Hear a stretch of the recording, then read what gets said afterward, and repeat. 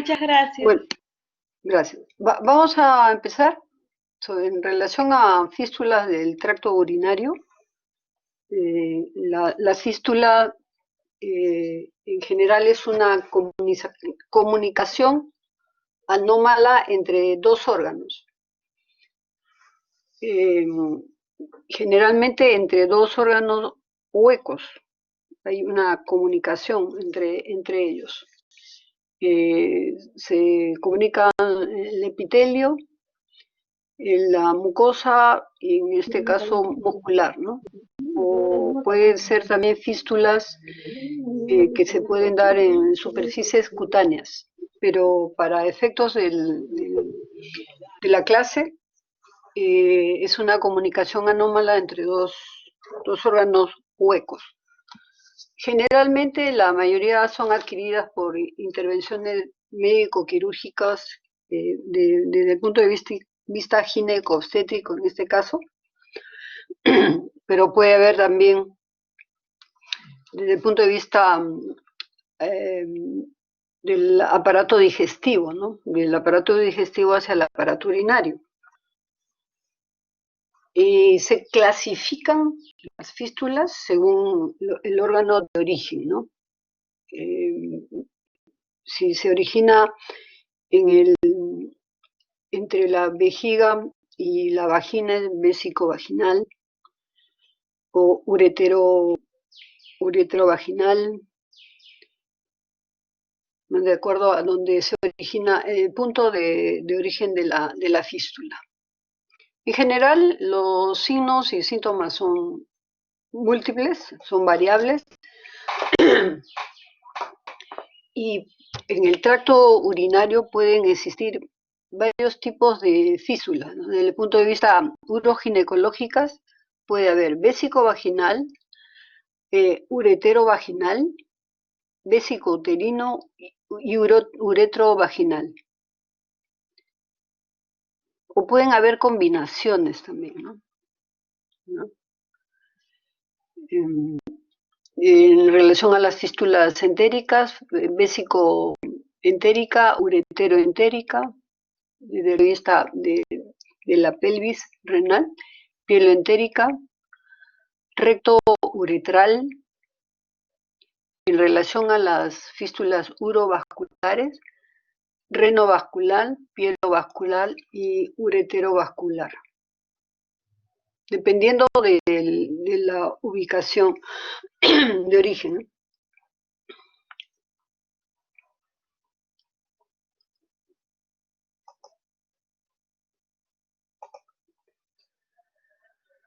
Hay algunos factores de riesgo para que se puedan producir estas fístulas, ¿no? Desde el punto de vista previo, desde el punto de vista intraoperatorio también. Desde el punto de vista previo hay ciertas patologías que pueden ser factor para que se pueda lesionar o producir este tipo de patología. Los factores de riesgo, previamente, si hay una cirugía uterina previa, por ejemplo, si han habido cesáreas previas, si hay una enfermedad llamada endometriosis, que toda la zona donde se va a operar va a estar muy fija y pegada uno a otro órgano. Si previo a la cirugía hay una infección de toda la zona que se va a operar,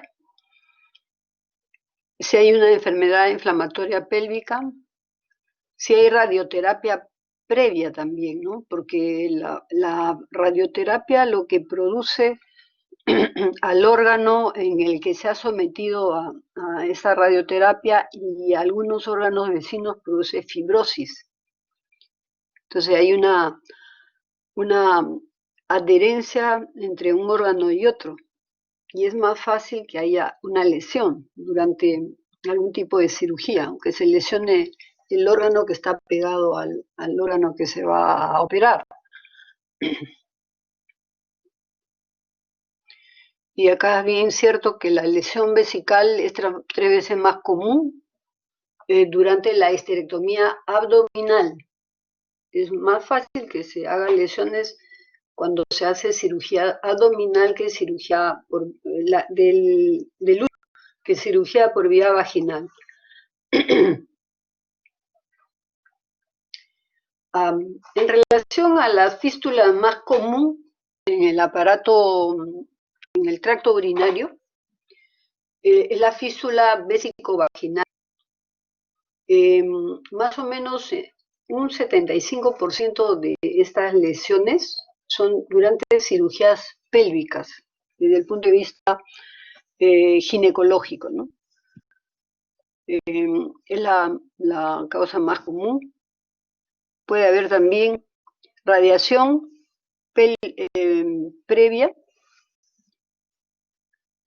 neoplasias y más tétrico por una prolongación o un trabajo de parto muy prolongado. En ese caso, la lesión es más frecuente en la parte del cuello de la vejiga y en la uretra. Pero la causa más frecuente es la lesión vesical durante la cirugía pélvica.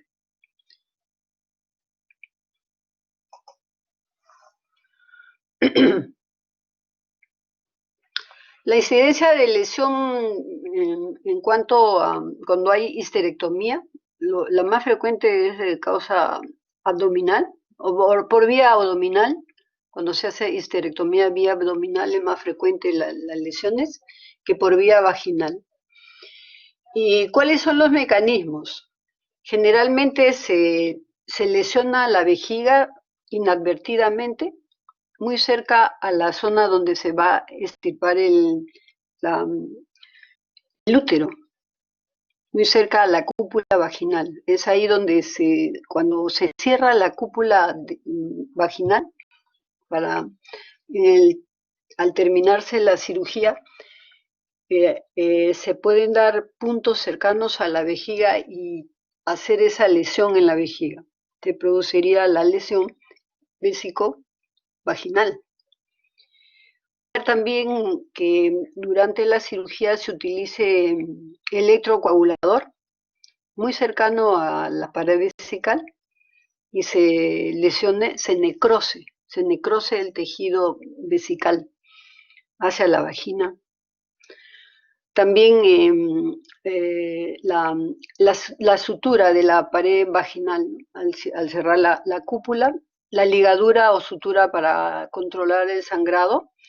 A veces hay vasos muy cercanos a la pared de la vejiga y lo ligamos juntamente con toda la pared, juntamente con la pared de la vagina.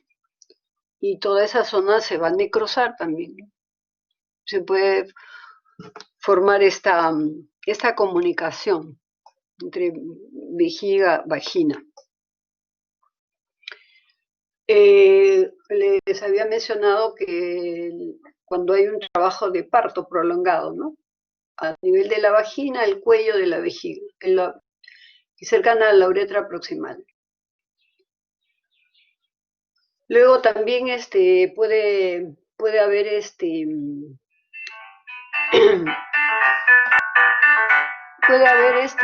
pérdida uretral.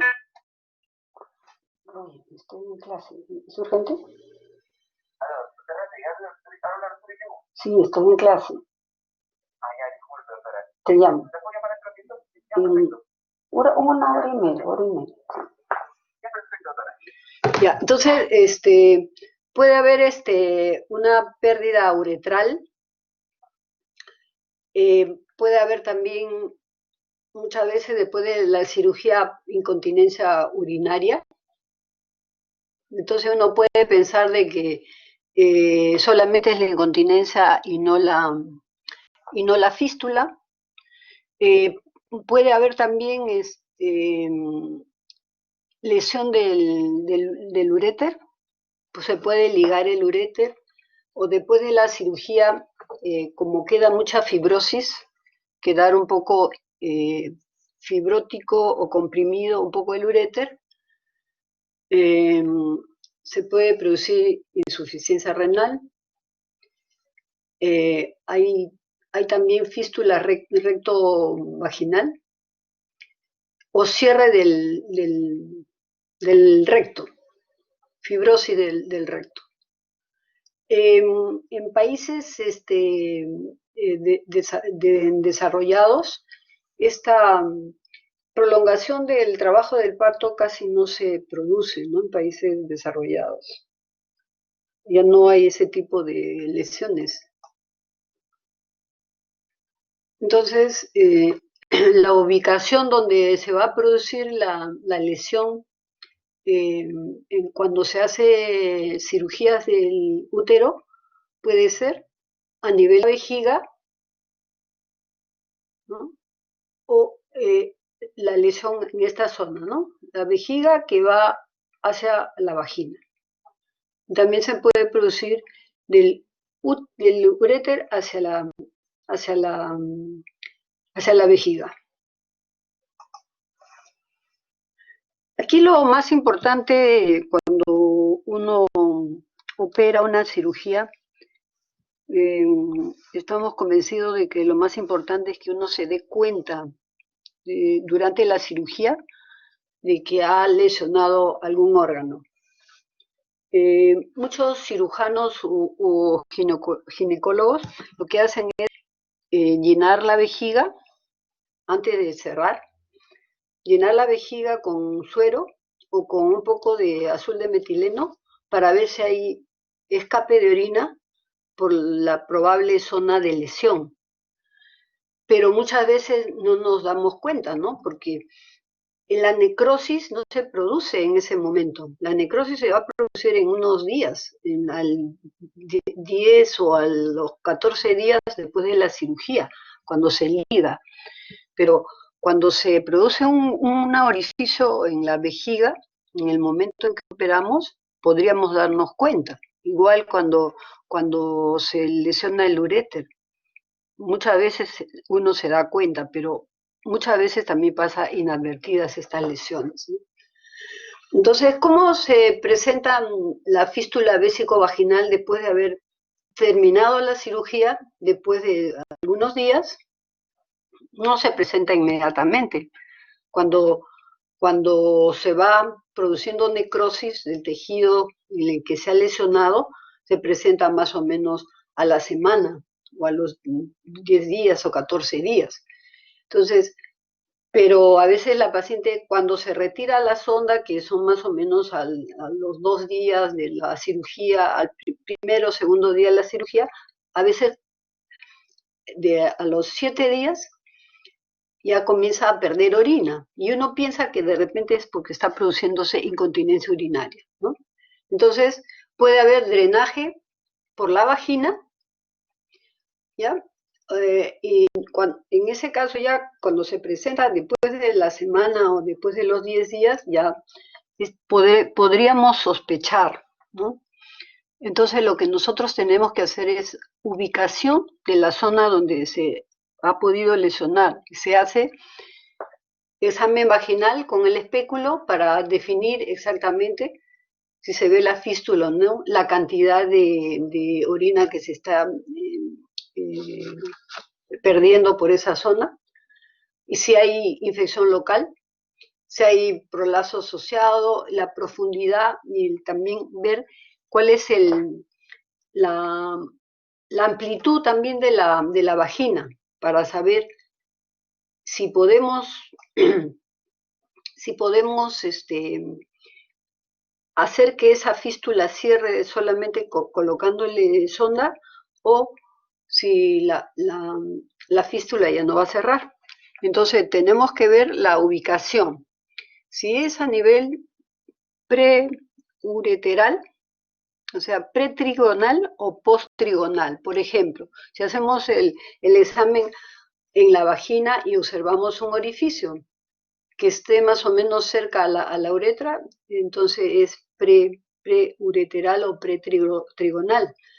En este caso, igual, tenemos que ver si el tamaño, la ubicación, haciendo examen vaginal, o también tenemos que hacer citoscopía, o sea, revisión endoscópica de la vejiga con un aparato óptico, endoscópico, y ubicar si hay una sola lesión o si hay varias lesiones. Y si la lesión es delante del trígono o detrás del trígono, para poder definir si solamente se coloca una sonda para poder ser la fístula solamente con un drenaje, o dependiendo del tamaño, el número de orificios, si se deba realizar cirugía. Entonces uno tiene que ver si hay mucho edema, el orificio, el tamaño, la ubicación detrás del urétero delante, ver la ubicación y si se sospecha en esa zona si hay algún tipo de tumor, ¿no? Si es que hemos realizado la histerectomía por un tumor, ¿no? De útero. Como vemos aquí, ¿no? El tamaño es bastante grande y cuando sospechamos orificios a nivel de la uretra. Miren ustedes el cuello de la vejiga haciendo una citoscopía, y el orificio es acá un orificio pequeñito. Este orificio fístula está localizado en la uretra. Muchas veces es muy difícil localizar estos tamaños y pensamos que de repente solamente es una incontinencia. Por eso hay que ser muy exhaustivos en ubicar cuello de la vejiga. Acá está al fondo, está la vejiga, la uretra. Por eso es un examen importante la uretrocitoscopía. Otro examen que nos puede ayudar para hacer el diagnóstico es la cistografía. Se llena la vejiga con suero y con contraste. Cuando no tenemos mucha ayuda con la citoscopía, hay lugares donde no se pueden hacer citoscopías, nos podemos ayudar por la cistografía, donde se ve escape del contraste a nivel de la parte posterior de la vejiga. Igualmente nos puede ayudar, que el gold standard en estos casos es la tomografía, ¿no? Donde se ve el riñón y hay una colección a nivel del retroperitoneo. En estos casos, lo que se ha lesionado es el uréter y no la vejiga. Entonces, ¿cuáles serían, una vez que uno ha hecho un diagnóstico, cuáles serían los principios para el manejo de la fístula? En primer lugar, hay que dar una nutrición adecuada a la paciente, de repente decirle que coma todos los días por lo menos un huevo, ¿no? Donde hay mucha proteína.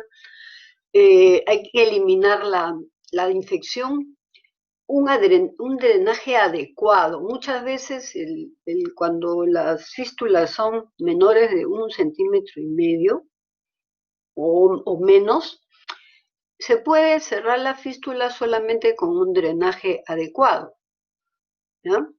Eso es también importante, dependiendo muchas veces del estado nutricional y de la localización de la fístula. No debe de haber pues ningún tipo de obstrucción a la salida del drenaje, y si la fístula es de etiología maligna, definitivamente no va a cerrar con un drenaje. En relación a la fístula vésico-vaginal, en relación al tratamiento conservador, se puede drenar la fístula con un drenaje de una sonda de 20 French, un grosor un poco amplio, ¿ya? Se da tratamiento con anticolinérgicos. A veces, cuando las fístulas son mucho más pequeñas, ya se puede hacer electrofulguración, cuando las fístulas son menores de 5 milímetros. Es una electrofulguración en la zona del drenaje, y muchas veces ese tipo de tratamiento hace que se cierre.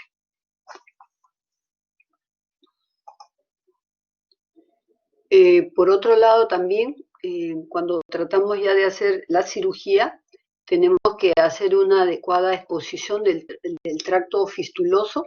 Es preferible drenar muy bien el tejido devitalizado, hacer una extirpación amplia de la zona del orificio devitalizado. Hay que hacer una disección cuidadosa con separación anatómica de los órganos involucrados. Hay que separar vejiga de vagina, ¿no? Para que se pueda hacer una cirugía adecuada.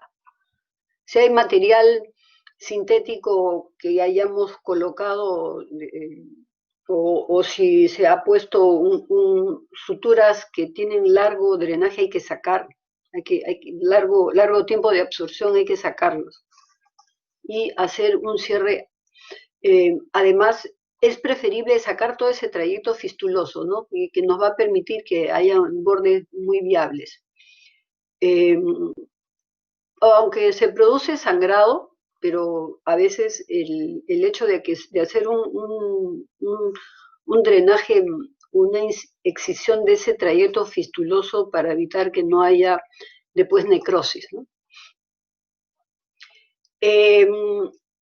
La reparación quirúrgica depende de cuán amplia sea la vagina, porque en muchos casos podemos hacer cierre por vía vaginal. Generalmente cuando hay una vagina amplia, cuando hay bastante tejido muscular en la zona vaginal, a veces cuando la vagina es muy corta, muy cerrada, no se pueden hacer cierres vaginales, pero lo ideal es hacerlo por vía vaginal.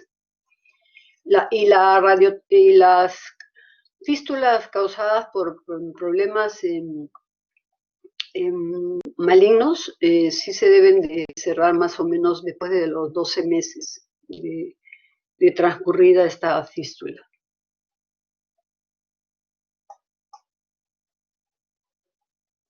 Doctora. Tiene que haber un cierre. Dime. Doctora, ¿Diga? ¿Qué es fístula? ¿Qué es fístula?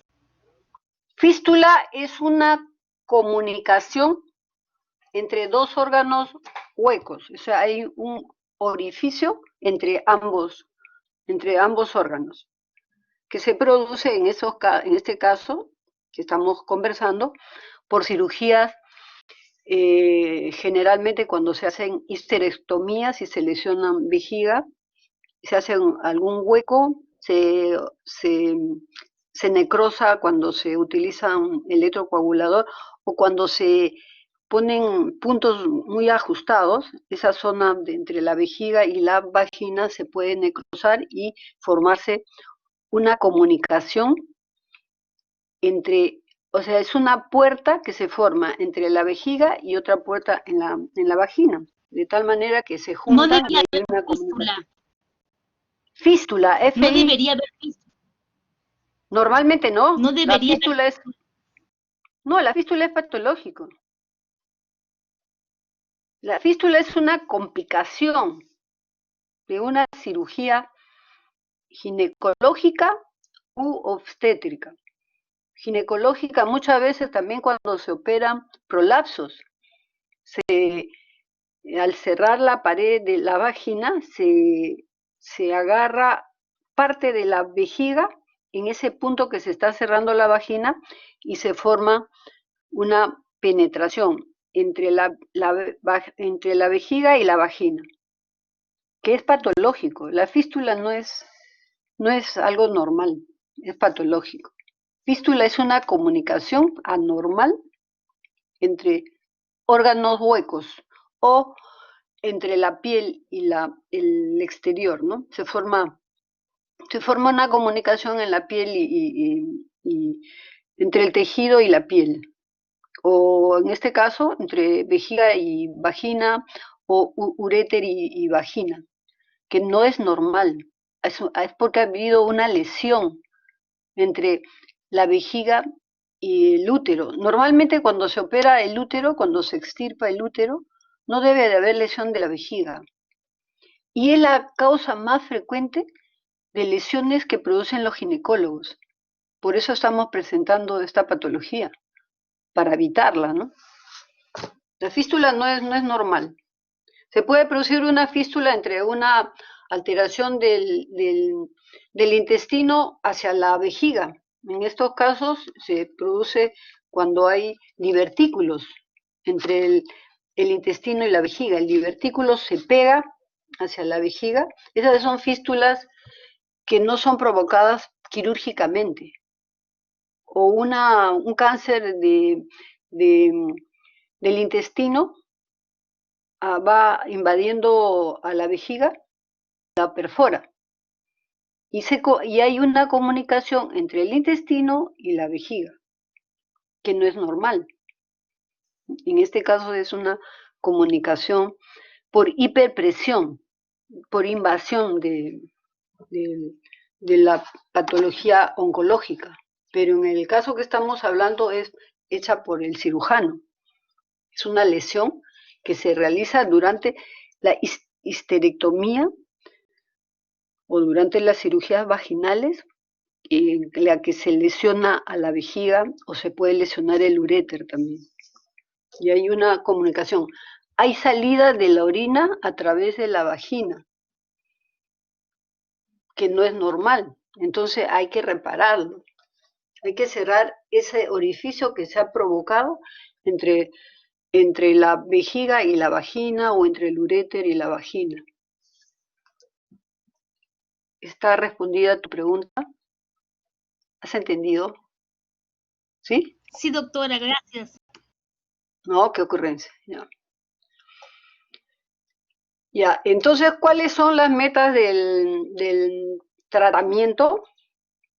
Que haya un cese rápido de la fuga urinaria, que muchas veces, cuando la fístula es menor de 1,5 centímetros o 1 centímetro, colocando un drenaje adecuado en la vejiga, esa comunicación podría cerrar.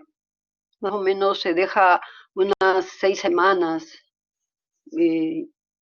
A veces cierra, pero a veces no cierra, ¿no? Pero se puede intentar cerrar solamente colocando un buen drenaje durante más o menos 1 mes y medio, a veces 2. Un porcentaje cierra, pero el otro porcentaje que la fístula no cierra, o sea, no cierran las paredes de la vejiga solamente, separadas de la vagina. Entonces ahí ya se tiene que operar. Cerrar la fístula que se ha provocado en la vagina, se separan las paredes de la vagina y las paredes de la vejiga y individualmente se cierra la pared de la vejiga e individualmente la pared de la vagina, cosa que ya, porque son dos órganos diferentes, pues, ¿no? Esa es la finalidad de la cirugía de la fístula. Y aquí yo les estoy presentando, por ejemplo, la reparación a nivel vaginal. Hay algunas fístulas que sí se pueden cerrar por vía vaginal y se hacen con frecuencia. Se separa este orificio que está comunicando la vejiga con la vagina, se libera el trayecto fistuloso, se separa la pared de la vejiga y de la vagina y se cierra individualmente. Se deja la sonda más o menos 1 mes y medio igual, para que toda esa zona cicatrice. Por ejemplo, en esta fístula, el uréter está aquí, la fístula está cercano a la uretra, perdón, la uretra, no el uréter. Se libera todo el trayecto fistuloso, se cierra. Generalmente ese tipo de fístula yo lo cierro en dirección vertical. En dirección vertical, cosa que el resto de tejido me permite hacerle cierre en 2 planos. Un plano muscular que está cerrando la pared de la vejiga, el otro plano muscular también cierra la pared de la vejiga y luego ya se cierra la vagina. ¿Ya? Esta es la operación del asco que da buenos resultados, pero siempre y cuando la fístula esté en la parte preureteral. Pero cuando es profunda y la pared de la vagina es muy pequeño, a veces no se puede hacer este tipo de cirugía y tenemos que hacerlo por vía suprapúbica. Tenemos que abrir la vejiga. Miren aquí el orificio que está retrotrigonal. Tenemos que abrir, separar la pared, miren, separamos la pared de la vejiga y de la vagina. Cerramos la vejiga, primero la vagina individualmente y luego la vejiga. Y luego ya cerramos toda la pared anterior de la vejiga y colocamos una sonda. Bueno, a veces se pueden interponer tejidos cuando se puede recidivar la fístula, cuando uno no hace una buena cirugía en la primera intento de cierre de la fístula, se puede abrir nuevamente y se pueden ya interponer tejidos. Se puede poner colon muchas veces para cerrar la pared, individualizar la vagina de la vejiga. Bueno, acá hay varios criterios para el abordaje quirúrgico vaginal y el abdominal. Sobre todo cuando hay una vagina amplia, se puede operar por vía vaginal. Si no, es muy difícil. Prácticamente no se puede hacer, ¿no? Hay muchas técnicas de acceso vaginal o técnicas por cirugía abdominal. Por otro lado, también, no solamente hay fístulas que se producen, sino a veces, por ejemplo, en estos casos, cuando hay lesiones ureterales, puede haber una apertura del uréter, donde se puede producir fístula. La orina se escapa a nivel de la vagina. Se puede cortar el uréter también inadvertidamente y se va a formar un acúmulo de orina en el abdomen, en el intraperitoneo. Entonces ahí sí ya hay que entrar a operar, a sacar esa cantidad de orina que se ha acumulado en el peritoneo. Se puede ligar parcialmente el uréter o se puede ligar totalmente. O se puede devascularizar el uréter también. Solamente se le deja con mucosa y en unos pocos días puede hacer también pérdida de orina y necrosis, ¿no? ¿Ya? Más común de la lesión del uréter, cualquiera de estas lesiones se pueden provocar principalmente en el tercio inferior. Ahora, es bien importante mencionar que por su tamaño, localización, el aporte vascular, pueden haber procedimientos que la lesionan en el retroperitoneo, en el tracto genital y también en cirugías del recto. Los cirujanos generales también pueden lesionar el uréter con mucha frecuencia cuando tienen que operar retroperitoneo y recto. Bueno, desde el punto de vista general, ¿no? Ginecológica, hay cirugía general, traumatismos externos por irradiación. ¿Y cómo hacemos para evitar la lesión del uréter? Hay que hacer un estudio urológico previo e identificar precozmente el uréter. Cuando se va a operar esa zona, hay que ubicar el uréter para no lesionarlo. Evitar hacer ligaduras en masas y puntos por transección. Ligar medialmente la arteria uterina para preservar la arteria que irriga el uréter. Evitar excesiva disección del uréter en el peritoneo. Hay que colocar, cuando hay cirugías muy difíciles, porque a veces hay tumores muy grandes, ya nos ponemos de acuerdo con las personas que van a operar, le colocamos previamente a la cirugía un catéter de J para evitar lesiones. ¿Ya? Por ejemplo, aquí hay una fístula del uréter en la parte inferior, ¿no? Acá hay escape del contraste. Lo ideal es hacerlo por tomografía con contraste. Hay A veces la incidencia de estas lesiones no se registran porque nos damos cuenta cuando se lesiona el uréter. A veces el cirujano o el ginecólogo nos llama durante su cirugía y nos dice que han lesionado el uréter, y es durante la cirugía donde uno tiene que hacer la anastomosis del uréter término-terminal, ¿ya? Entonces hay que ser bien importante, evitar anastomosis circulares, evitar lesionar el uréter, drenar el foco quirúrgico, usar catéteres tutores, eso sí es bien importante cuando las cirugías son difíciles. Se hace las técnicas de espatulación, evitar que no se necrose el uréter. Y también a veces se tiene que liberar la vejiga para que el uréter se pueda anastomosar, ¿no?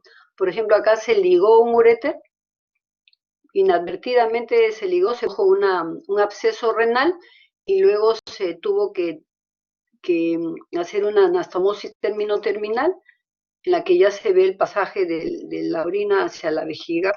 Y también cuando hay lesiones que no son muy grandes, se puede colocar catéteres doble J y se deja 1 mes y medio y con eso se soluciona el problema traumático del uréter.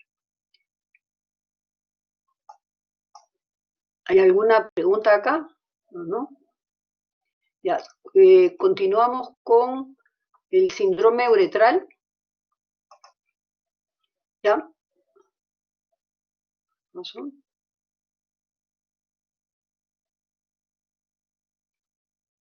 No. No hay. Ya, continuamos con la...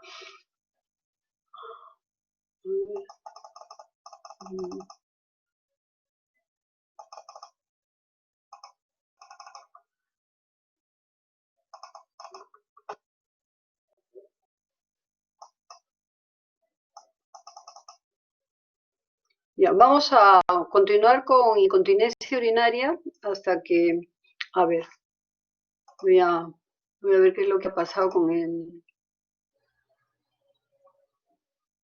gatito. No ha bajado el síndrome uretral. Un ratito, por favor.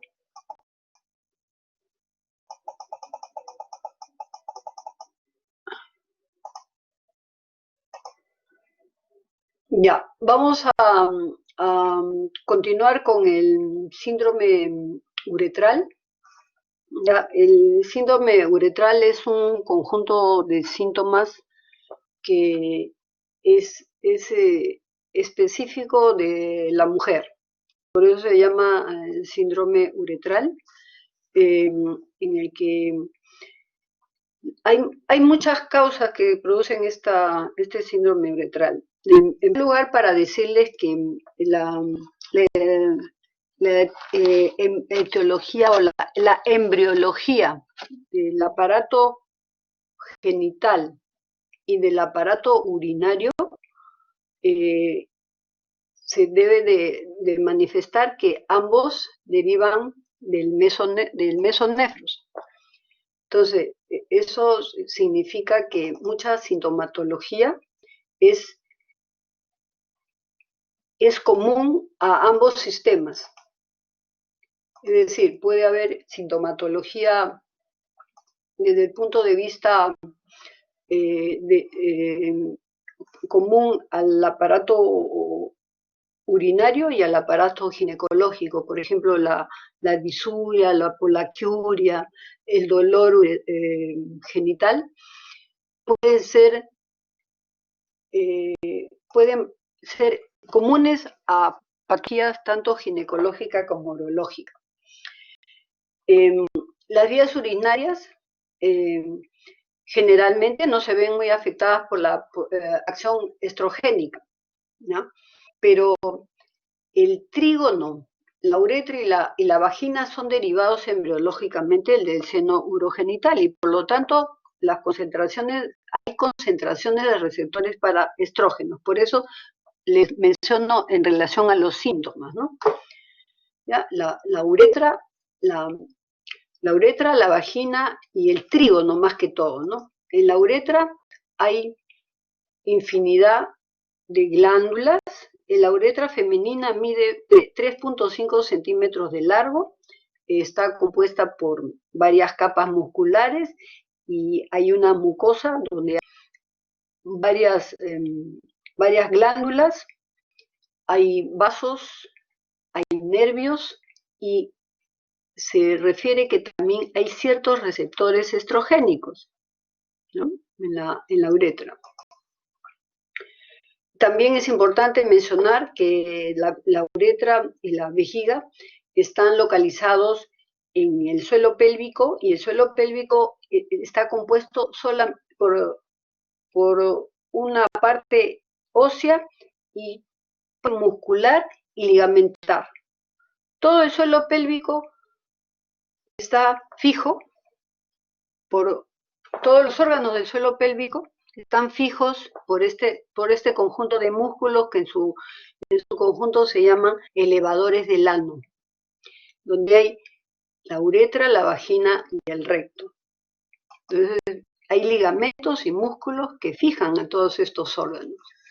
Acá la uretra, la vagina, los labios, entonces síntomas son comunes, ¿no? En estos dos órganos, la uretra, vejiga y la vagina. También hay de descartar patología que puede dar síntomas semejantes cuando hay una uretritis. Por ejemplo, acá hay una protrusión de la mucosa, acá hay una infección de las glándulas que hay dentro de la uretra y acá hay una proliferación de la parte distal de la uretra, que se llama protrusión de la mucosa. Estos son carúnculas y acá hay infección de las glándulas. El síndrome uretral se utiliza para describir la inflamación crónica uretral y periuretral provocada por diferentes causas. Muchas veces no hay evidencia de infecciones de bacterias, virus o que haya una uretritis. Por eso se llama, en general, actualmente se le está llamando síndrome general es un síndrome genital urinario. ¿Ya? Es el síndrome génito urinario. Ya no se le llama mucho uretitis, ¿no? La importancia de este síndrome es que a pesar de que altera la calidad de vida de la mujer, muchas veces se le subestima y no se da tratamiento. Aquí bien importante es promover un cambio cultural, una actitud muy proactiva de todos los médicos. Se puede producir resequedad vaginal, dispareunia, o sea, dolor durante la relación sexual. Más o menos en el 45% de las mujeres mayores de 50 años se da este síndrome y más o menos en un 15% de las mujeres en la edad reproductiva. Y esto es bien importante. No está bien detectada si hay un problema bacteriano o viral, pero sí hay algunas cosas que pueden causar irritación, como la radioterapia, quimioterapia, muchos geles espermicidas que van a alterar algunos jabones, esencias y perfumes. Hay lesiones traumáticas en el área pélvica. Las estenosis uretrales también van a dar este tipo de sintomatología. Y hay un grado de contractura muscular del piso pélvico también, porque prácticamente todo el piso pélvico es músculo, ¿no? ¿Cuáles son los factores de riesgo? Muchas personas tienen una adecuada higiene personal, muchas tienen historias de enfermedades de transmisión sexual, Las infecciones bacterianas son de otras partes del aparato urinario, no generalmente de la uretra, y también el uso de medicamentos que reducen mecanismos defensivos y tróficos de la mucosa uretral. Por ejemplo, muchos sustancias que disminuyen la cantidad de estrógenos, dentro de ellos los corticoides. Hay muchas personas que se colocan corticoides crónicamente para desinflamar la zona y se altera mucho más, los síntomas comienzan a ser mayores, ¿no? Puede haber dolor al miccionar, dificultad, postcoital, aumento del número de micciones, o sea, puede haber polaquiuria, a veces hematuria microscópica. Entonces, el estudio de estas personas tiene que hacerse descartando infecciones urinarias, sobre todo. También está demostrado en estas pacientes que generalmente se da en pacientes que tienen niveles de estrógenos un poco bajos. Se ha demostrado que tanto en el trígono, o sea, el trígono es la zona de la vejiga que está entre ambos uréteres y el cuello de la vejiga, pues se forma una zona de un triángulo, eso se llama trígono, y de la uretra y la vagina. Entonces se ha determinado que en esa zona hay receptores estrogénicos y no solamente hay una hipotrofia vaginal cuando hay disminución de los estrógenos, sino también se ha demostrado que hay cierta atrofia uretral en algunas de estas pacientes. Se han hecho estudios en relación a la mucosa. Hay una proliferación de la mucosa en una mucosa normal y cuando se estudian algunas de estas pacientes se ha demostrado que hay una atrofia de esta mucosa. Entonces hay síntomas como dispareunia, vaginitis, ardor, poca lubricación en el aparato genital y en el tracto urinario hay disuria, dolor de la uretra.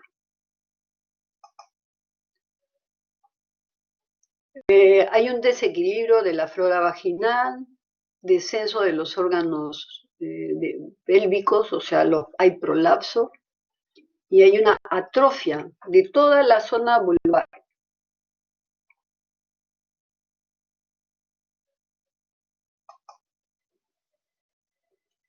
El tratamiento cuando se hace con estrógenos mejora la atrofia, aumenta el flujo sanguíneo, disminuye el pH vaginal, disminuye las infecciones, disminuye los síntomas urinarios.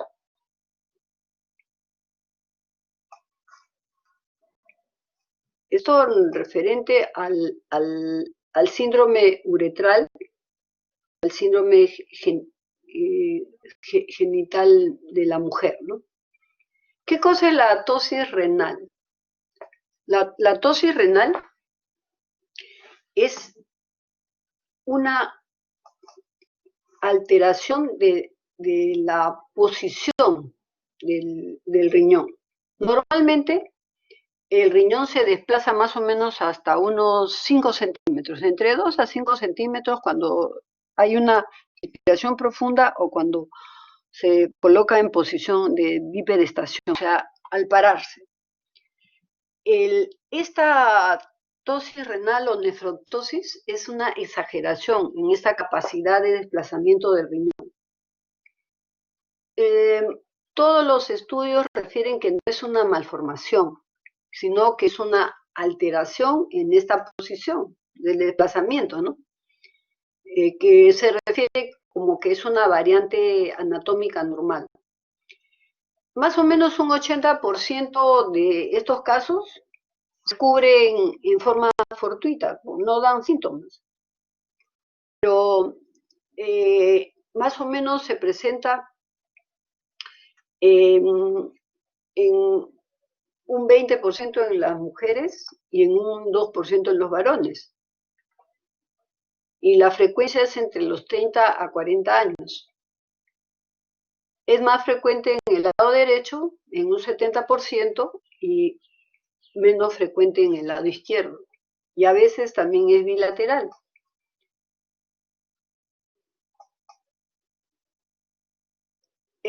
¿Cuál es la fisiopatología? El descenso renal es dependiente del pedículo vascular, ¿no? del riñón. Aquí, cuando uno se pone de pie, hay un estiramiento del pedículo vascular, la arteria se estira, la arteria renal se estira, disminuyendo el aporte vascular. Entonces, esto hace de que haya dolor, hay dolor. Se produce también hipertensión arterial por la isquemia producida por este estiramiento o angulamiento de los vasos renales. Entonces, cuando la persona se pone en decúbito dorsal, ese estiramiento ya no produce toda esta sintomatología. Por eso el problema se produce cuando la persona que tiene esta alteración en el cambio de posición se pone de pie generalmente, ¿ya? Y ¿cuál es la sintomatología? Hay dolor por el estiramiento, por acudadura del uréter también, que comprime el uréter, y el llenado de la orina a nivel de la pelvis renal produce distensión, y al no pasar adecuadamente la orina hay dolor.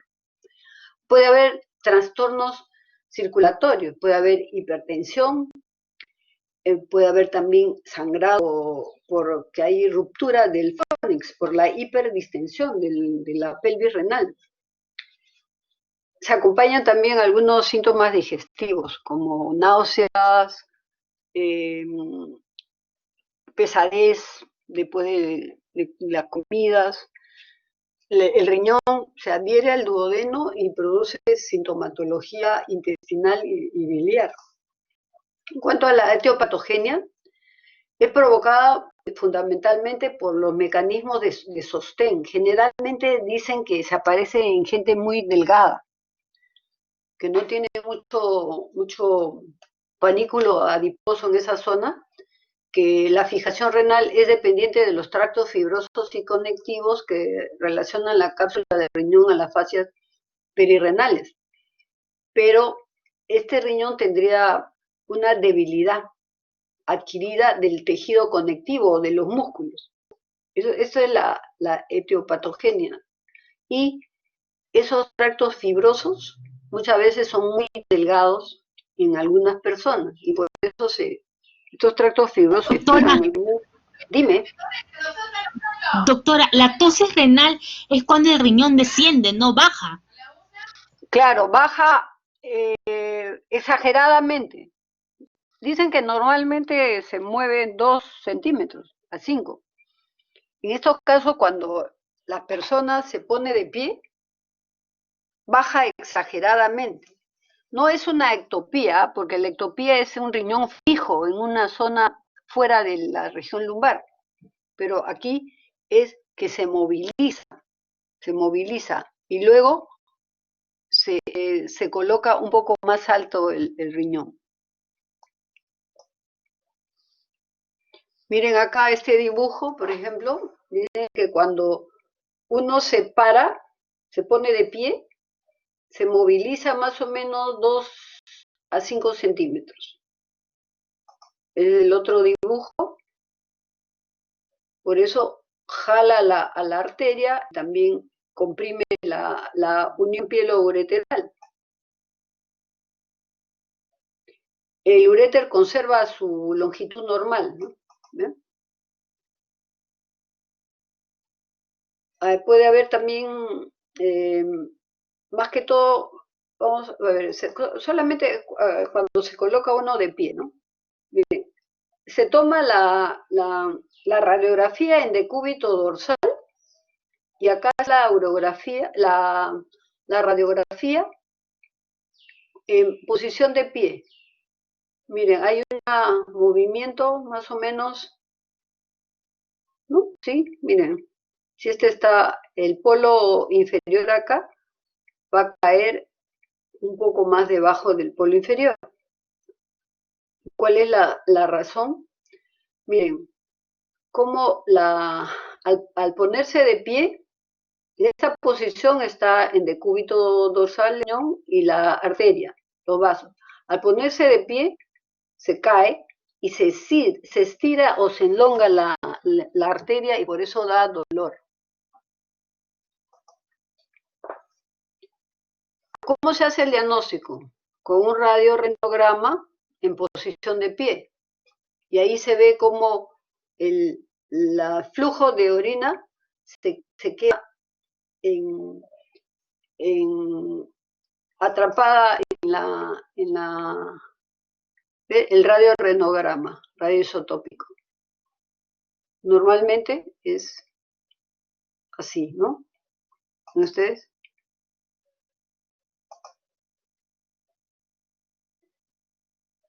Ya, cuando uno sospecha cuando el paciente dice, me duele la región lumbar, pero cuando camino, cuando me pongo de pie, entonces podríamos echar, ¿no? Entonces, el tratamiento sería la fijación del riñón al músculo psoas, su posición correcta. Generalmente se hace por vía laparoscópica, ¿no? Hacia el músculo psoas, ¿no? Ya hemos visto el radiorenograma isotópico. ¿Qué pasa en algunos pacientes? A veces se denerva y solamente hay un 80% de mejoría de los síntomas. Pero de acuerdo a la experiencia de cada uno, ¿no? Depende de la experiencia de cada persona. Ya. ¿Alguna pregunta acá?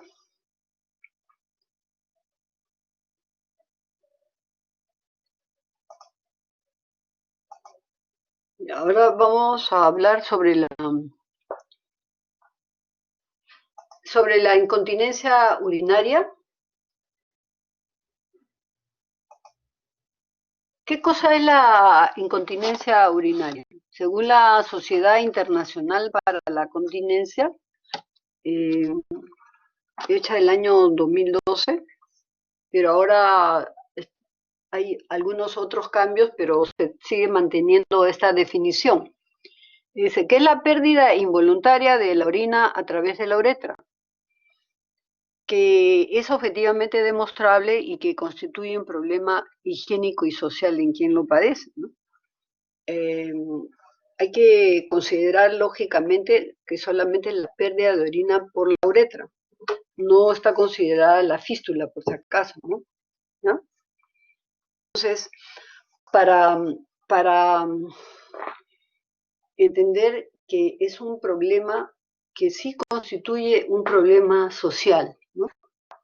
Y está también asociada, en cuanto a la prevalencia, esa pérdida de orina está asociada también a prolapso de órganos pélvicos, prolapso anterior, prolapso posterior, más o menos en un 50%. Hay dolor pélvico, más o menos 25%. Como se altera todo el suelo pélvico, hay una distensión del suelo pélvico, hay dolor pélvico también. Puede haber incontinencia fecal asociada a la incontinencia de esfuerzo, incontinencia fecal, y también puede haber disfunción sexual. Hasta un 35% de mujeres mencionan que hay una disfunción sexual. Afecta en el mundo a muchas personas. En relación a un estudio europeo, afecta a unos 17 millones de adultos Es un problema de la menopausia, pero sin embargo también hay en mujeres jóvenes. Hay estudios últimos de este año, del año pasado, que encuentran incontinencia también en mujeres de 20, 25 años, ¿no? Hay prevalencia también en mujeres y en varones en las casas de reposo. En 50% de adultos hospitalizados, pero sin embargo, menos 50% de estas personas, de estas mujeres, buscan ayuda, a pesar de la gran prevalencia, ¿no? Pero para que ustedes vean por qué no se pide ayuda, ¿no? Vamos a ver. Se da en mayores de 60 años un 38%, más o menos, y para que ustedes entiendan qué cosa es la incontinencia urinaria. Aquí estamos viendo una imagen de una vejiga y de la uretra. Normalmente, para que haya continencia, debe haber una mayor presión dentro de la uretra, mayor presión dentro de la uretra que dentro de la vejiga. Por ejemplo, en este momento, nuestra uretra está produciendo una alta presión para que la orina que se está produciendo en la vejiga, si nosotros nos movilizamos, no se escape. Pero sin embargo, en esta imagen vemos que la uretra está totalmente abierta. Es una uretra y vejiga en reposo, pero la uretra está totalmente abierta. Entonces, ¿qué va a pasar? En cualquier movimiento, la orina se va a escapar. Para que entiendan en qué consiste la incontinencia urinaria, ¿no? Es una uretra que está alterada en su musculatura y en las facies que tiene, que ahora vamos a revisar, ¿no? A pesar de la gran cantidad, ¿no?, de personas que presentan en el mundo, ¿no? Nosotros vamos a hablar sobre vejiga, uretra y suelo pélvico. Vamos a hablar algo de la anatomía, ¿no? Que en el suelo pélvico hay 3 órganos. El suelo pélvico es una zona que está compuesta de elemento óseo y muscular, y está localizada la vejiga, uretra, vagina y útero y el recto. O sea, son 3 órganos que conforman el suelo pélvico. Y muchos de los síntomas son comunes, como ya hemos visto, porque es por su origen de ambos sistemas, ¿no? Desde un punto de vista de la parte superior, toda esta zona es óseo, muscular en la parte inferior, y está la vejiga, el útero y el recto.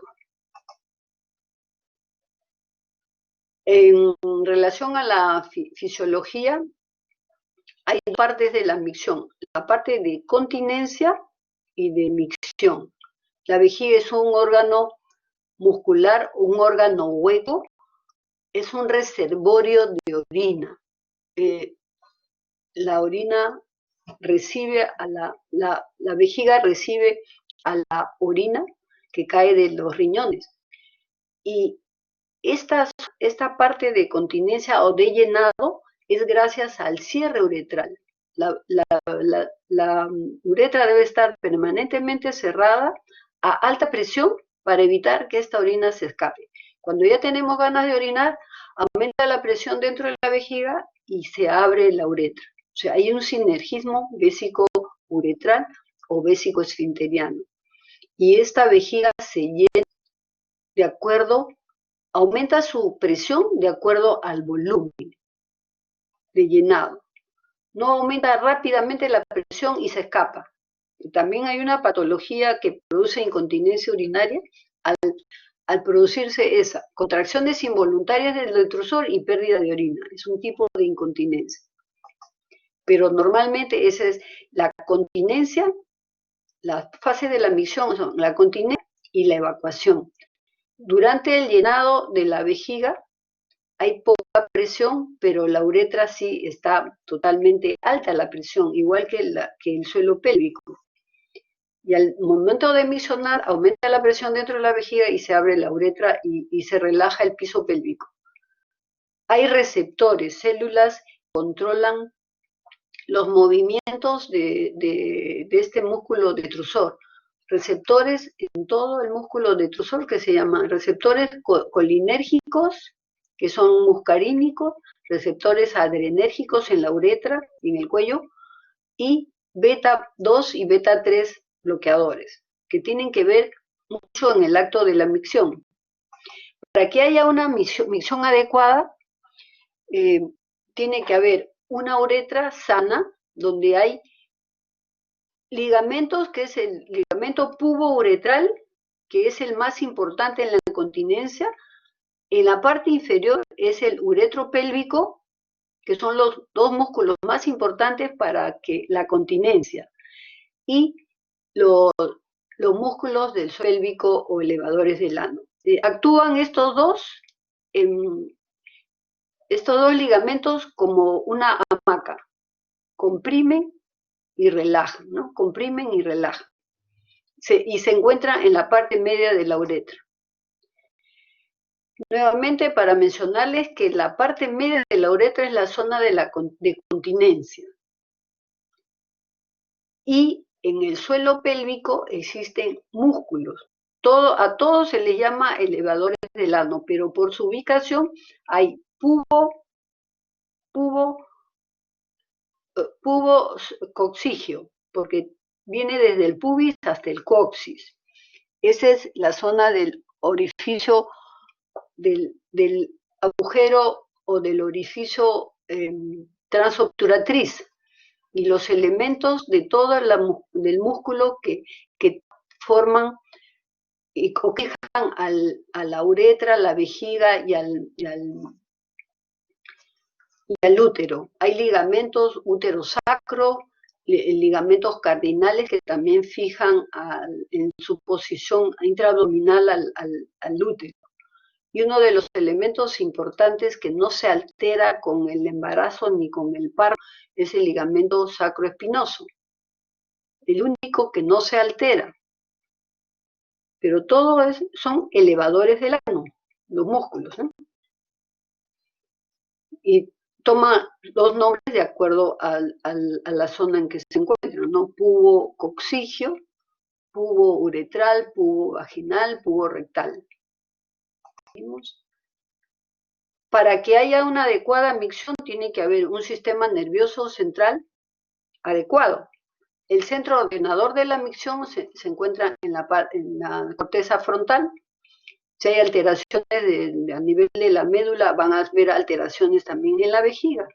Puede haber contracciones involuntarias del detrusor. Por lo tanto, los fundamentos para la continencia son la presión intrauretral mayor que la vesical, una adecuada adaptación de la vejiga y los sostenes uretrales, que son los ligamentos que ya les hemos mencionado, para que haya una adecuada coaptación de la uretra. ¿Qué es lo que más altera todos estos músculos y fascias que van a producir ruptura de los ligamentos y músculos? Es el embarazo principalmente y el parto vaginal.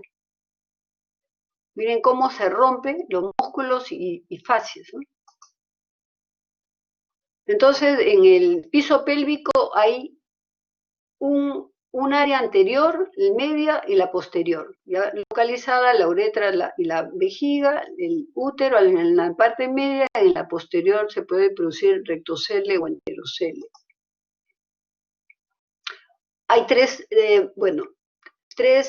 ligamentos, pubouretral, uretro pélvico y uretero sacro. Hay tres áreas, y los anterior, medio y posterior, y los músculos que ya les habíamos mencionado. La teoría integral dice de que todas estas alteraciones lo que hemos hablado, incontinencia fecal y urinaria, se van a mejorar cuando se trate quirúrgicamente todas las áreas del piso pélvico. Factores de riesgo, ya hemos hablado, principalmente el embarazo del parto, también es importante la obesidad.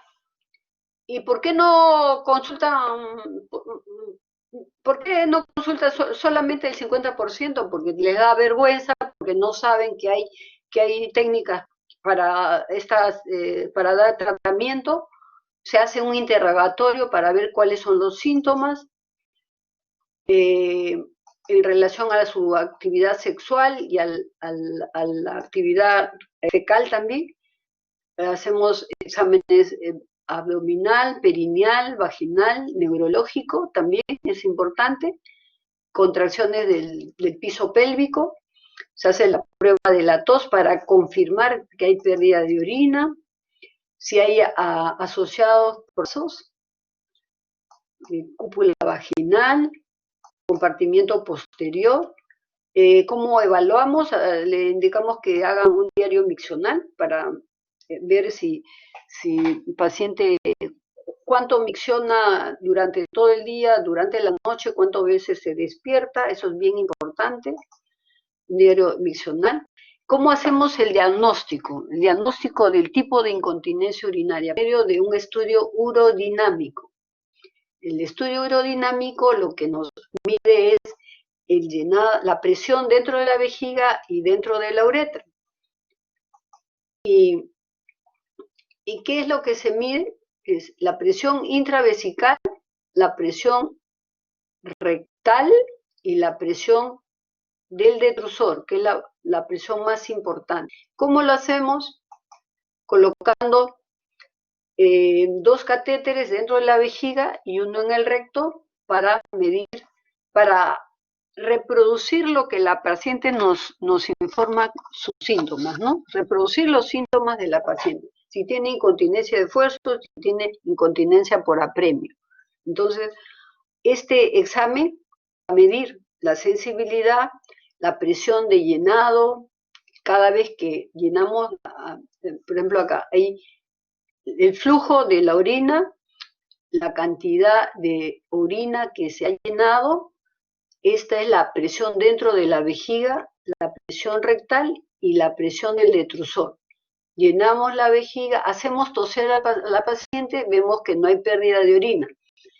Pero acá cuando se le hace toser, ustedes ven pérdida de orina, aquí, ¿no? Y hay una contracción involuntaria también. Cuando hay contracción involuntaria puede haber pérdida de orina también. Entonces, hasta acá es el llenado de la vejiga y acá es el vaciado. Entonces, hay pérdida, incontinencia urinaria de esfuerzo y hay contracciones involuntarias. A poca presión, ¿no? Entonces, cada vez que tose la paciente hay pérdida de orina, entonces hacemos diagnóstico de incontinencia urinaria de esfuerzo. ¿Cuántos tipos de incontinencia nos detecta este examen? Cuando se tose y se cierra la uretra, el aparato mide cuánto es la presión que tiene la vejiga en el momento de la tos. Entonces, presiones mayores de 90 centímetros nos dan un diagnóstico de incontinencia tipo 1. Presiones mayores entre 90 y 60, tipo 2, y presiones menores de 60 centímetros de cierre de uretra, de ese tipo 3. Esto es solamente común como una cultura general, ¿no? Que existe este tipo de examen para hacer diagnósticos exactos. ¿Y cómo hacemos? ¿Cuántos tipos de incontinencias tenemos? Son por factor vesical, cuando la vejiga se contrae involuntariamente. Cuando se contrae involuntariamente y pierde orina, se dice que hay una vejiga hiperactiva, ¿ya? Cuando hay hipoactiva, ¿qué quiere decir? La vejiga se llena mucho y se va perdiendo orina por rebosamiento. Y por factor uretral es la incontinencia urinaria de esfuerzo. Por eso les mostré la lámina donde se veía la uretra abierta. Cuando está la uretra abierta y la paciente hace fuerza, siempre se va a escapar orina y va a haber, de acuerdo al cierre de la uretra, esos grados que les he mencionado. Entonces, la incontinencia urinaria de esfuerzo es por alteración de la uretra. No hay adecuado cierre de la uretra. Y cuando la vejiga se contrae involuntariamente, se llama vejiga hiperactiva. Idiopática porque no hay lesión neurológica. Entonces acá para ustedes lo que van a rescatar es que hay una incontinencia urinaria por factor uretral, que es la incontinencia urinaria de esfuerzo, y la incontinencia urinaria por hiperactividad de la vejiga es la vejiga hiperactiva. Puede haber combinaciones de las dos, entonces se llama a una incontinencia urinaria mixta, ¿ya? Eso es lo importante de este cuadro que ustedes ven. Bueno, hay incontinencias tipo ceros que no se demuestran durante el examen. La oculta por presión muy alta de este prolapso, la paciente no pierde orina, pero cuando se le opera el prolapso comienza a perder orina, por eso se llama incontinencia oculta. Acá lo importante es que ustedes sepan que hay incontinencia de esfuerzo por alteración del cierre uretral y la incontinencia por hiperactividad, por contracciones involuntarias de la vejiga. Y la mixta, ¿no? Entonces, la incontinencia por hiperactividad vesical se trata médicamente y tiene urgencia, frecuencia y pérdida de orina. A diferencia de la de esfuerzo, que solamente se pierde orina por esfuerzo, ¿no? Entonces, la vejiga hiperactiva, idiopática en este caso, se da tratamiento médico. Entonces, ¿cuál es la característica de esta vejiga? Es una vejiga de poca capacidad porque se está contrayendo involuntariamente y pierde orina permanentemente la paciente. ¿Cuál es el tratamiento? Primero, se puede tratar con buenos resultados haciendo rehabilitación del piso pélvico, se le da anticolinérgicos, o sea, se bloquean los receptores, en el caso de la vejiga hiperactiva. Y en el caso de la incontinencia de esfuerzo, es tratamiento quirúrgico. Como está abierta la uretra, porque se han lesionado músculos y ligamentos, lo que tenemos que hacer es reforzar esa uretra para que la paciente ya no pierda orina. Entonces, ¿qué hacemos? Le ponemos una sustancia, una sling o una vincha, una cinta de polipropileno en la mitad de la uretra, que es un tratamiento quirúrgico para reforzar la uretra o para cerrarla. ¿Ya? Entonces, lo que hacemos es colocar una cinta a esta uretra y reforzarla. ¿Ya? Vamos a ver, así se coloca y se comprime la uretra para que esa uretra quede un poco cerrada y ya no se escape la orina. Entonces, antes se hacía cirugía por lipogastro, cirugía a cielo abierto, en cambio ahora es todo por vía vaginal. Entonces, este procedimiento nos simplificó la cirugía, se inventó el uso de sling o mallas dentro de la cavidad vaginal, ¿no? Antes se hacía por vía suprapúbica, pero ¿no? Por vía retropúbica, suprapúbica, se colocaban las mallas o sling, por vía suprapúbica y vaginal. Se necesitaba de todas maneras del citoscopio y el sling quedaba de esta forma. Ya, pero actualmente es el gold estándar, el la colocación de este sling o malla que mide más o menos 1,5 centímetros de ancho por unos 35 de largo, que se va a colocar a nivel del agujero transobturatriz, por vía vaginal y por el agujero transobturatriz, donde no hay lesión intestinal, no es necesaria la cirugía, la cirugía dura 20 a 30 minutos y se introduce, se hace una incisión vaginal, se introduce una aguja para llegar hacia el dedo que va a buscar a la aguja, se saca la aguja hacia la vagina, se coloca la cinta, ¿ya?, en la parte media de la uretra, con excelentes resultados, ¿ya? Tiene un éxito, la 2 tiene un éxito de que mejora la incontinencia más o menos cerca a un 85%. Ahora se utilizan sling, son mallas pequeñitas, muy pequeñitas, que se colocan por la vagina y hacia el hueso pubis.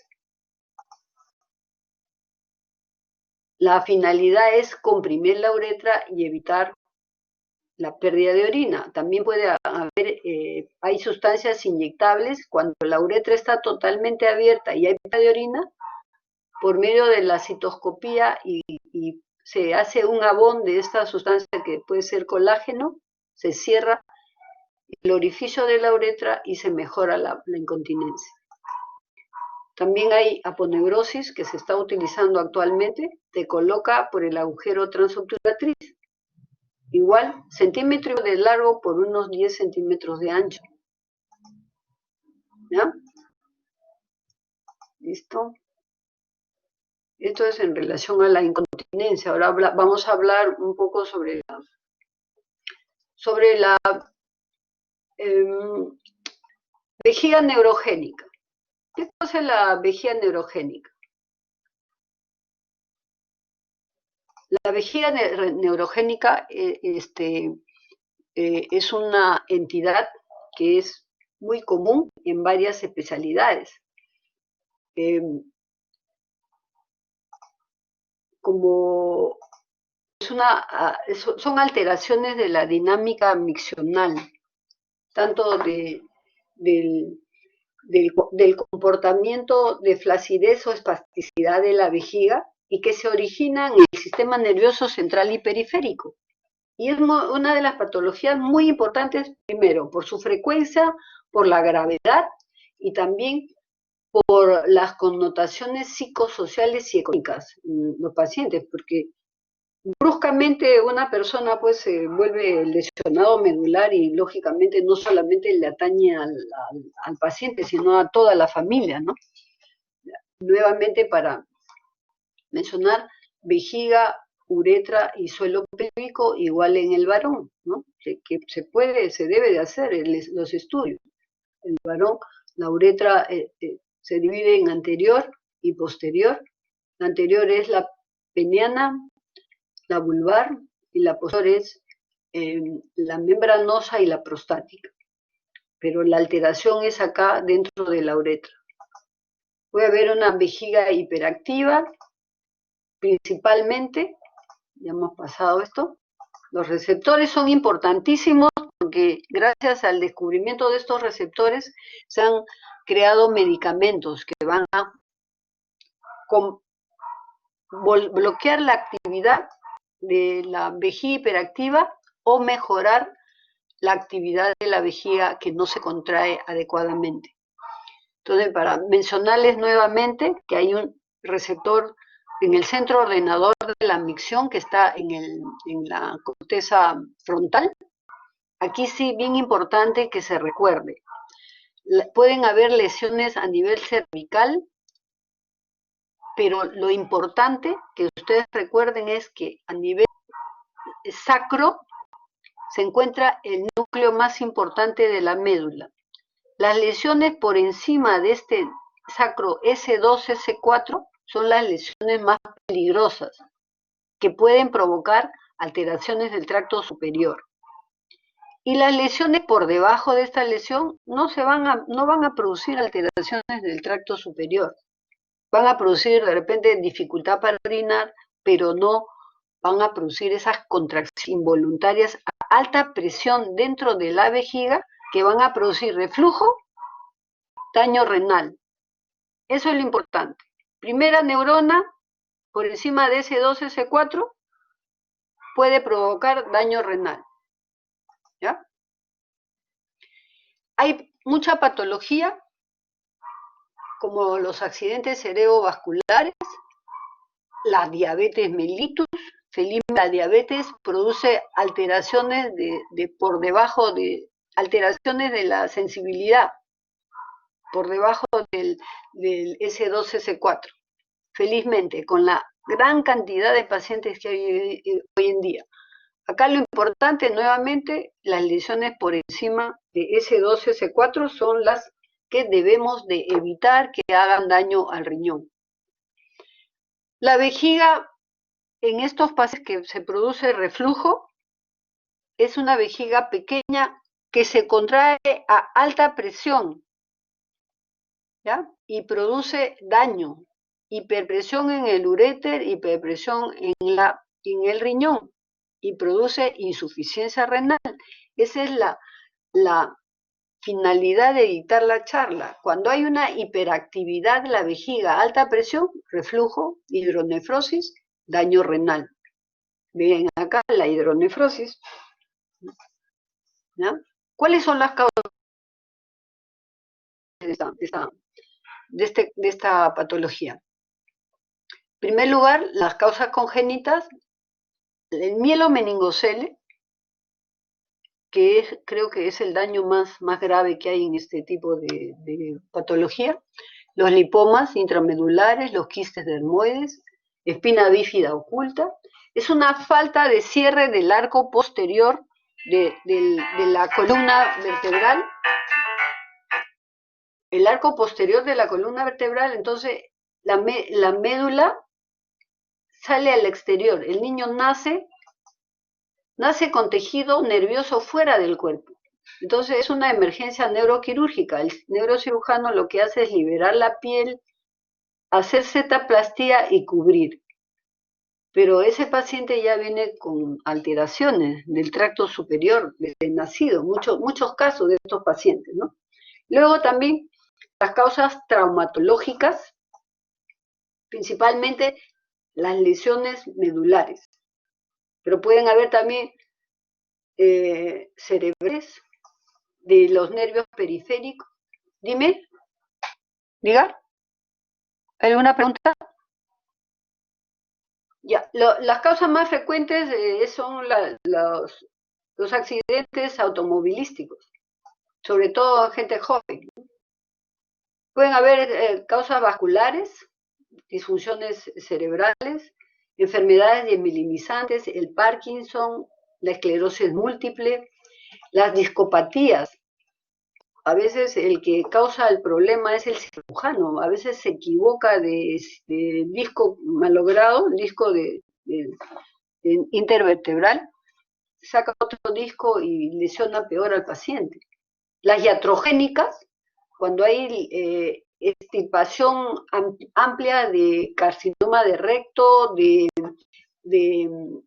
laminomías en el neurocirujano y la histerectomía ampliada. Pero gracias al comportamiento y a la ubicación no van a producir alteraciones del tracto superior, sino que lesionan la vejiga y la denervan. Eso tienen ustedes que decirle a sus pacientes cuando operen estos pacientes, porque el paciente los puede denunciar si es que no le indican qué cosa puede haber posteriormente. Miren, ¿qué es lo que pasa cuando hay simplemente una fractura? Hay una gran ruptura de vasos venosos, se forma un hematoma, ese hematoma comprime la médula y a muchos pacientes les puede volver parapléjico, pero temporal, pero ya hay un daño, ¿no es cierto? Entonces, todo eso hay que determinar cuando venga algún paciente que venga a la emergencia, ¿no? ¿Cuáles son los problemas médicos de la vejiga neurogénica? Hay varios, como ustedes notan en esta diapositiva, pero dentro de todos es la que está con rojo, que es la insuficiencia renal. Y el mal manejo de la sonda también, ¿ya? Cuando hay una lesión cervical se puede producir una disreflexia autonómica, o sea que hay una hipertensión, hipertensión arterial severa en estos pacientes cuando se distiende mucho la vejiga o el intestino.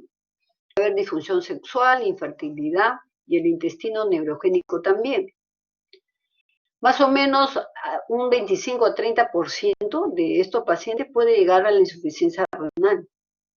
Entonces, cuando tenemos uno de estos pacientes y es candidato a trasplante renal, primero tenemos que solucionar el problema que le causó la insuficiencia renal, o sea, el problema vesical. Hay que hacerle ampliación de la vejiga para evitar que el riñón trasplantado también llegue a la insuficiencia renal. En cuanto a un poco de historia, un 80% de estos pacientes se morían en la Primera Guerra Mundial, 20% en la Segunda, y hoy en día se deben de morir de las causas las que mueren en la población general. Miren cómo ha evolucionado para bien de los pacientes, ¿no? Y aquí también es bien importante mencionar que la sonda permanencia en un lesionado medular constituye una pieza de museo. Miren cómo la sonda, por el peso de la bolsa, les rompe la uretra. Puede provocar fístulas. Rompe la uretra en el varón y rompe la uretra en la mujer. Inclusive se ve el tono acá. El uso de preservativos muy ajustados cuando no había medicamentos. Los pacientes, como no tienen sensibilidad, se necrosa la piel y perdían inclusive la piel del pene, ¿no? El reflujo por hiperactividad, formación de cálculos, los fecalomas, que también producen compresión sobre la vejiga, formación de divertículos. Aquí este paciente no tiene 3 testículos, por si acaso. Este es un divertículo vesical por mal manejo también de sonda, ¿no? Felizmente hay solución a todo esto. Se coloca el pene en el escroto, se deja más o menos 2-3 meses y luego se saca piel para colocar la piel. Igual la sexualidad en el lesionado medular debe de continuar. La rehabilitación es desde que el paciente sale de la parte del shock medular. ¿Cómo hacemos el diagnóstico? Si el paciente tiene una alteración en el tracto superior. Ecografía, que nos va a indicar si hay dilatación o no del tracto superior. Urea creatinina también. Examen de orina no mucho porque los pacientes van a tener siempre infecciones urinarias, ¿no? Va a cambiar su anatomía, ¿no? ¿Y qué es lo que nos ha permitido disminuir drásticamente el daño al tracto urinario superior? El estudio aerodinámico nos define la presión que existe dentro de la vejiga durante el llenado. Eso es básico. Inclusive a un niñito con mielomeningocele, después que le operan el problema neuroquirúrgico, más o menos al mes ya se le puede hacer, mes y medio ya se le puede hacer la medición de la presión dentro de la vejiga. Y vemos su futuro, ¿no?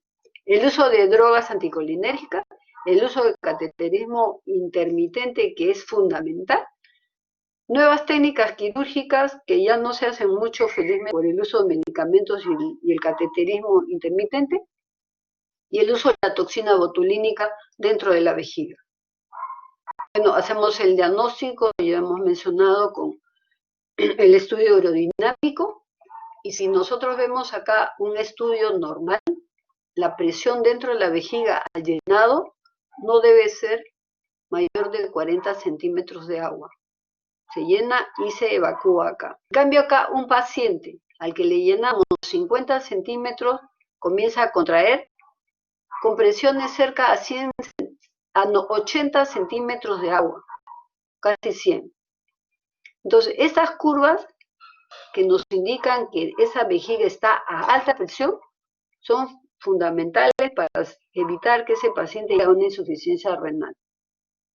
O sea, presiones mayores de 40 centímetros de agua dentro de la vejiga, o sea, al llenado, son contraproducentes para el tracto superior.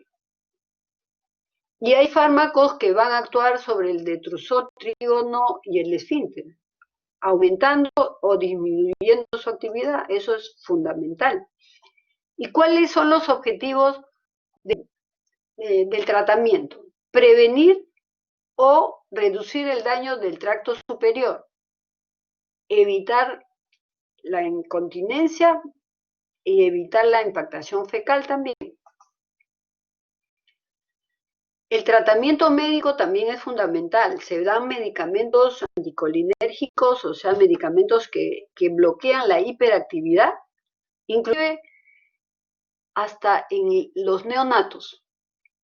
Y empezamos a darle tratamiento anticolinérgico para evitar esa alta presión dentro de su vejiga, porque ese niñito durante el embarazo ya ha estado alterándose en su función renal.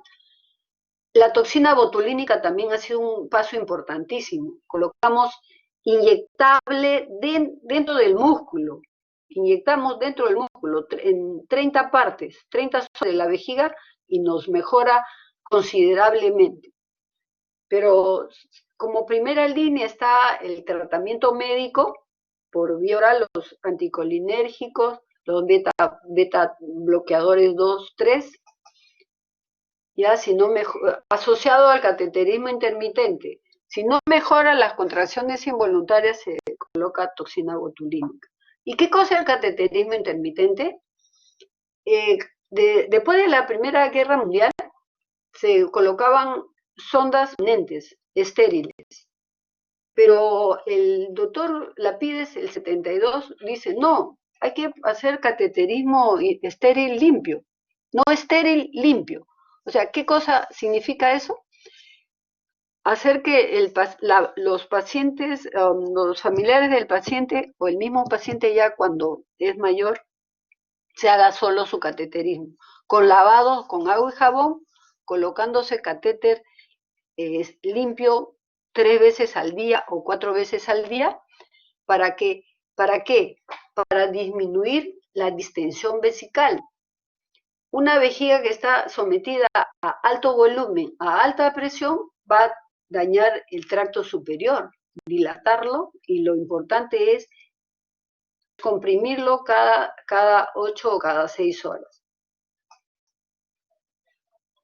Es un catéter por día, o sea, 3 veces o 4 veces al día, el mismo catéter, se lava con agua y jabón, se le enjuaga, se lava el meato, se coloca una sustancia lubricante y los familiares o el mismo paciente se hacen el cateterismo. En la lesión cervical es difícil que el mismo paciente se haga su tratamiento, se puede hacer la talla vesical. Mantiene la actividad sexual el paciente, elimina el residuo, se hace de acuerdo a lo que diga el médico, eso. De acuerdo al residuo, ya el médico le dice cada 8 o cada 6 horas. El mismo paciente haciéndose su lavado, con agua y jabón, no se coloca guantes, se hace su catéter, el mismo catéter por un día. En el hospital damos el tratamiento de esa manera. También se puede hacer fisioterapia.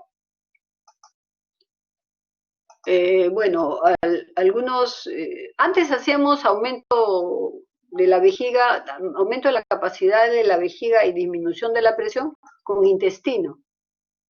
Ahora, gracias al cateterismo intermitente y a los medicamentos, ya hemos obviado hacer este tratamiento. Solamente se hace este tratamiento, pero con estómago, en los que van a ser trasplantados. O en los pacientes que viven en provincias, que no tienen cómo venir a Lima, ¿no? Se hace el cateterismo intermitente también cuando hay un uréter que se coloca a piel y se hace su cateterismo. El paciente es que no pueden misionar, también se hace cateterismo intermitente. Se puede usar medicamentos, pero no hay en el Perú, la betanecol. Cateterismo intermitente también sirve para la vejiga hipocontráctil. Y cuando hay una lesión del esfínter, se ponen las cintas que se hacen para la incontinencia en la mujer o el esfínter artificial. La impactación fecal, sobre el tratamiento con antibiótico, no se da tratamiento, así el paciente tenga infección. Solamente se da cuando hay síntomas, se da antibiótico cuando hay síntomas, si no, no. Y la impactación fecal también es importante. Se coloca el apéndice a la piel y con eso nosotros limpiamos el intestino de los pacientes colocando un catéter. Los pacientes a veces que no pueden hacer defecación 10, 14 días, cada 3 días se limpia el intestino con esta simple cirugía. Y ahora último ya se colocan dispositivos en la médula sacra y el paciente maneja su micción, maneja la deposición y también a veces puede mover los miembros inferiores. ¿Cuáles serían los mensajes de la clase? ¿Cuáles son las patologías de riesgo por que hagan insuficiencia renal? El mielomeningocele y el traumatismo de lesiones de primera neurona. ¿Cómo hacemos el diagnóstico? Principalmente para medir la presión dentro de la vejiga por medio de la urodinámica. ¿Cuál sería nuestro tratamiento más adecuado? Dándole medicamentos por vía oral, como los anticolinérgicos o beta bloqueadores 3, con cateterismo vesical limpio, intermitente limpio. Eso es básico. Se puede hacer rehabilitación, se puede poner toxina botulínica o ampliación vesical de acuerdo al caso que ya no es como antes, ¿no? ¿Con qué finalidad? Primero, para evitar la insuficiencia renal y darle una mejor calidad de vida al paciente. ¿Hay alguna pregunta? ¿No? ¿Hay alguna pregunta de alguno de ustedes? ¿No? Voy a pasar listas, ¿sí? Mentira, vamos ya. Ya, bueno, si no hay ninguna pregunta, yo les agradezco su atención y ya nos estamos viendo mañana, ¿no? En la clase que también me toca sobre infecciones y enfermedades de transmisión sexual, ¿sí? Muchas gracias y ya nos estamos viendo mañana. Que les vaya bien, cuídense. Chao. Cuídense, muchachos.